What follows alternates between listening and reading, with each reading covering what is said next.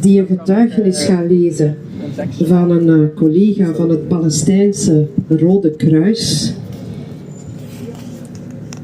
Donc Suzanne va maintenant nous lire un témoignage de la Croix-Rouge palestinienne. It will be Croissant Rouge, pardon, du Croissant Rouge palestinien. It will be in English, I suppose. Yes, it will be in English. Thank you, Suzanne.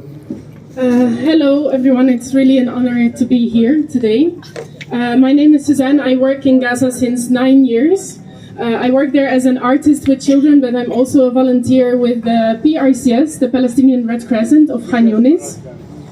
Since 7 of October, I'm speaking with people from the PRCS almost every day. The stories I hear, they are unimaginable all the time. And now I'm here, I wanted to share with you at least one from my very close friend Momen, who worked in the Al Amal hospital in Khan Younis in February 2024 when the Israelis invaded the hospital. They were shooting at the medical workers and he got critically injured with some others.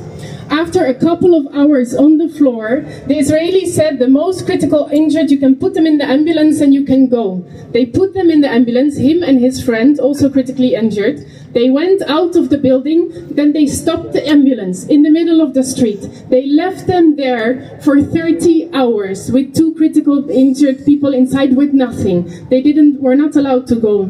While these 30 hours, his friend died next to him. He survived, but he's full of shrapnel. He has pain every second since more than a year, and still he goes to work. Today, Al Amal hospital is in the middle of an evacuation area. It's super dangerous. There is shooting, there is bombing, and still the people go to work. They can't go there by normal cars. They have to go with a bus to a point. The ambulances go to take them part by part to go to work. They're still going. Pain, hunger, tiredness, stress, trauma, everything, they're still there every day. Today, I told the people that I'm going here, that I'm standing here, and they sent me a statement from PRCS, and they asked me to read it for you. Yes. Since October 2023, the Palestinian Red Crescent Society has lost 51 members of its teams. 28 were killed in Gaza while on duty, wearing the Red Crescent emblem, responding to emergencies and clearly marked as humanitarian workers. 21 were killed off duty in Gaza, many alongside their families, in homes that were supposed to be safe.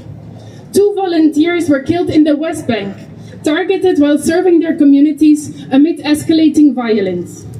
These are not isolated incidents. They are part of a systematic and ongoing assault on healthcare in Palestine.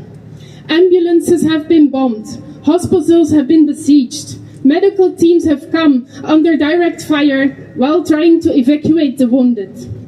One of the most devastating incidents occurred on March 23, when 8 PRCS medical workers were killed in Rafah alongside 7 other humanitarian workers in a single attack that shocked the world. These colleagues were clearly marked and responding to the call of duty. This is not only a grave violation of international humanitarian law, it's a direct attack on the most basic principles of humanity. Our colleagues were not just medics, paramedics, nurses and volunteers.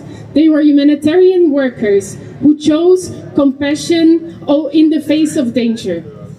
Many of them were internally displaced. They were struggling to find food and water for their families. Yet they responded to duty. Yet they still responded to calls for help. They still insisted on serving their communities despite the constant risk and the unimaginable hardship. To the international community we ask, how many more must be killed before protection is guaranteed, before international law is upheld, before accountability is enforced? PRCS remains committed to its humanitarian mission. We continue to work under bombardment and siege, not because we are not afraid, but because we are needed. To the people here today, we thank you for gathering here and refusing to look away, for lifting up the names and the faces of our fallen colleagues and for reminding the world that healthcare workers are never a legitimate target. Thank you.